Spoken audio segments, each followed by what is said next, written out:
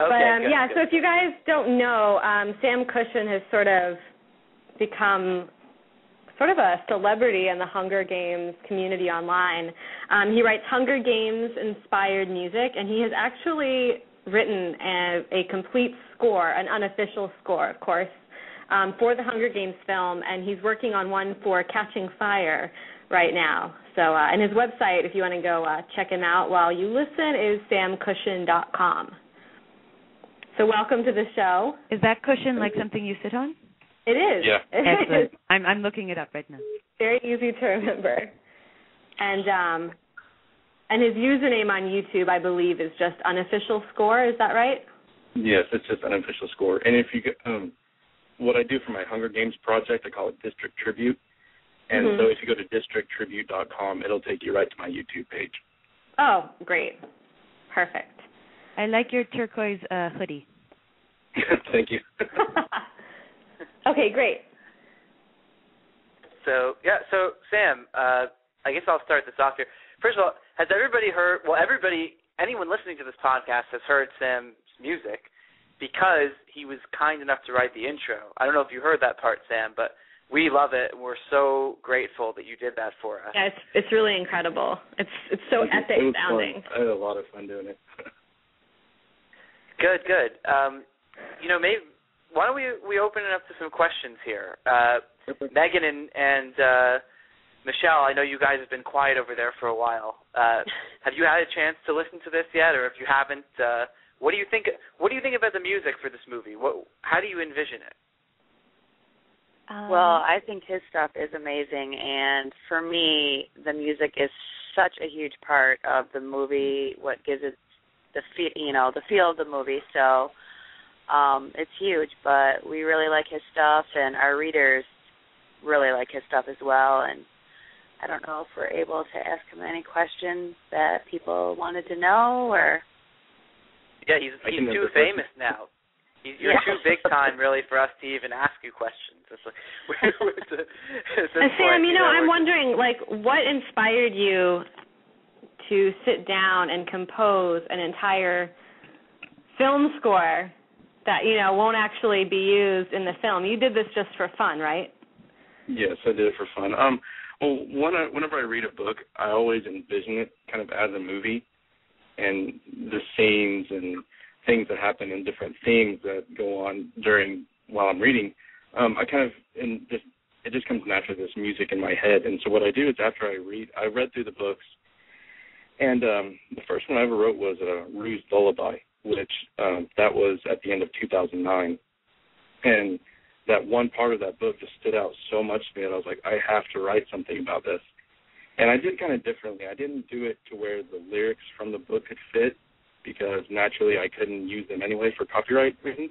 Mm-hmm. But just kind of the feeling and the emotion that I get whenever I read the books, I wanted to bring that into music and I like doing orchestral music and scores because I feel like without lyrics, it kind of opens up the listeners or the readers, in this case, imagination to just imagine whatever they feel when they're listening. Sure, and scores have definitely taken a new direction. You look at this last year, I actually wrote an article, I reviewed the candidates for Best Score at the Oscars, and the winner was The Social Network, which was anything but a traditional score. I don't know if you're familiar with that. They did great.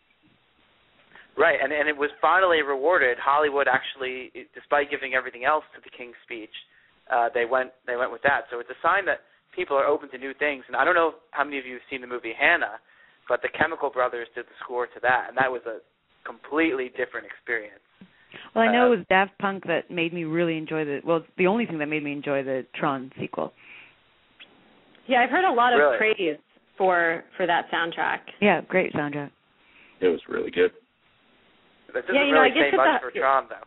That's the only thing that you could enjoy. Well, no, we're not talking about Tron. It wasn't horrible. It just Daft Punk rocked. Right. No, and a movie can really be shaped by the music a lot more than people think. When the Friday Society comes out in 2014. 2012. No, the movie we're talking about. Oh, yeah, 2014, yes, yeah. Right. You know, we just give a couple of years for development. You know, Gary Ross has to finish up with Hunger Games, then maybe he'll go on to your project. You know, you might be thinking long and hard about how you want your scene shaped. So definitely, yeah. Now, do we want to play some of this stuff? You have it on cue, right? You can play one of his tracks. I'm sorry, what? My reception was really bad there for a second. Problem. Do you want to play one of his tracks so people can hear? Sure, we can. Why don't we let Sam decide which one we should sample first? How about why don't we go with the Hunger Games? All right. Yeah, so is this sort of your main theme for the film? Yeah, kind of. What happened was that one, I wrote right out. What happens is when I decide to sit down and write the score, I reread the books again. Mm-hmm. And that was the first one I wrote other than Rue's Lullaby. After I reread it, it's kind of the main theme and just kind of envelops all the emotion I got out of the entire book.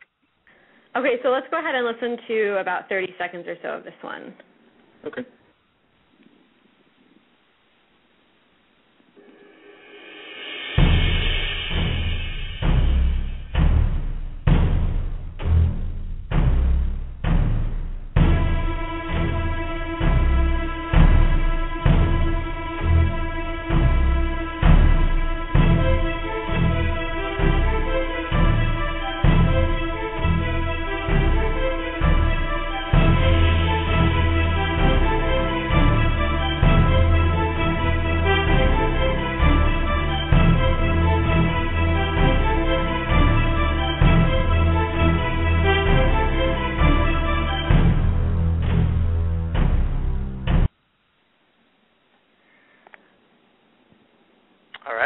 Cool. That was pretty great. So good. Yeah, that's definitely got a very sort of epic feel to it. Yeah. Can I ask a question? I know I'm a guest. Yeah. Oh no! Everybody, please cut in and ask. Well, I was kind of curious because Sam, because we've all been discussing, who will play Hamish and stuff. Who would you like to hear, or I guess hear compose for the actual movies, or has that been chosen? I haven't really paying attention to that. I don't think one's been chosen. I'm not really sure though. But I'm a really big fan of James Newton Howard. He did all the M. Night Shyamalan movies and I Am Legend, and I really like his music because he always uses a really full round orchestra with his music. But he can do really slow things very well and portray an emotion, but he can also get the intensity of an action scene really well. So do you think it's more of a full orchestra kind of thing as opposed to sort of going with what Twilight did with the more sort of, I wouldn't say popular, like some really cool indie bands and stuff, like, you think it's sort of more of a big full orchestration kind of thing? Yeah, well, the soundtrack for Twilight I thought was pretty good with the indie music and stuff, but the score for it I thought was done pretty well also. But yeah, I'm more of a fan of having more orchestra than actual rock music or pop music in the movie.